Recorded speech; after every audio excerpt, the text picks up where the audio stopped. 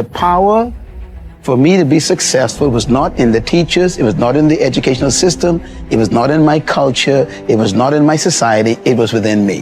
And I began to think, God, if you are a good God, why am I poor? If you are a great God, why are these people better than me? If you make me in your image, why are they special and I'm a monkey?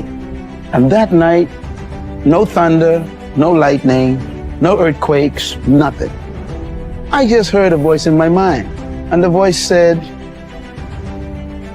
I ask you to believe me, and you will be saved, not them. And that night, I made a commitment to believe what God said. 13 years old, I said, okay, I believe that I have the power to experience far beyond all I can ever ask, think, or imagine. 13 years old. And that's when my pursuit of God began. When was it that you realized you wanted to become a preacher? You know, I didn't want to become a preacher. Matter of fact, today I still don't consider myself a preacher. I think it drove me to have a passion to help everybody who's been oppressed. My passion is to make sure that no one should live under what I experienced. I never desired to be a minister. I desired to help people. My definition of leadership is very simple yet complicated. I believe that leadership is the capacity to influence others through inspiration, not manipulation. And that inspiration comes from passion, which is motivated by a sense of vision and a sense of purpose. So leadership is first personal, then it's corporate. Leadership is not something you pursue, it's something you discover. Leaders are born when a human discovers something more important than their personal ambition. Leadership is... You don't pursue it? Leadership is... No, true leaders do not seek followers.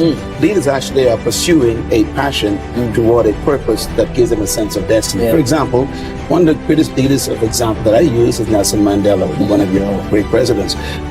He never sought followers. Think about it. He discovered a purpose that was more important than his private preservation and private ambition.